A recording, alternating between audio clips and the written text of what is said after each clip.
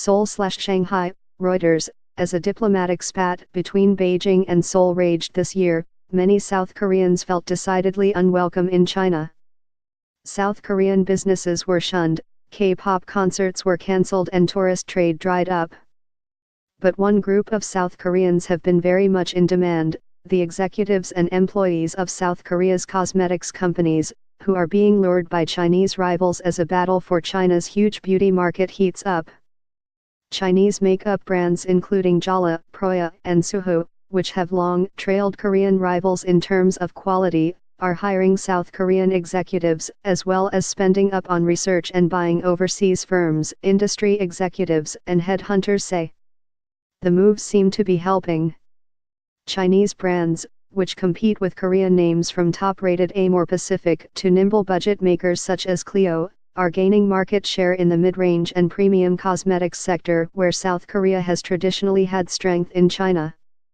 While Chinese companies have been gaining ground for some time, the trend appears to have accelerated this year after Seoul's decision to install a U.S. anti-missile system against Beijing's wishes sparked a backlash against Korean companies.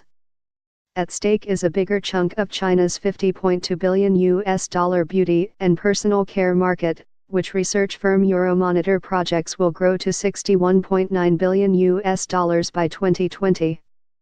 Jason Yu, Shanghai-based general manager of market research firm Kantar World Panel, said mid-tier or mass-tige Korean brands were most exposed to Chinese brands, improving their offering. High-end brands from France's L'Oréal and Japan's Shiseido tended to attract wealthier buyers. In terms of the price position, they will be more in direct competition with the emerging Chinese brands who are moving up the price ladder, said Yu, adding Chinese firms were catching up very fast. There are signs that recent diplomatic tensions have played into the hands of local Chinese brands in their battle with Korean rivals. Amore Pacific's sales fell 8% in the January to September period from a year earlier, while operating profit skidded 30%. Smaller, budget makers were hit harder, with Clio's operating profit falling nearly 70%. While some Chinese makeup brands use South Korean stars or highlight Korean links, others are playing up Chinese elements such as using traditional medicine ingredients or use slogans about suiting Chinese skin.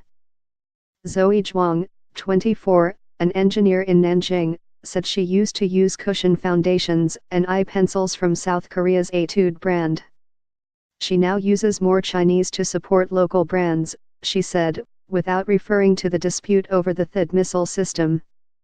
I actually don't think Chinese makeup is that good yet, there is plenty of room for improvement, she said.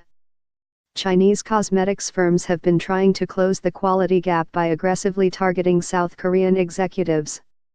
Chinese cosmetics brands are recruiting Koreans in almost all areas, including brand managers, packaging design, store interiors, purchasing and marketing, Choi Sun-hee, head of South Korean recruiting firm HR Biz Korea, told Reuters. Some Chinese brands are willing to offer 50% or higher wages, help with rents and flights home to woo Korean workers, Choi added.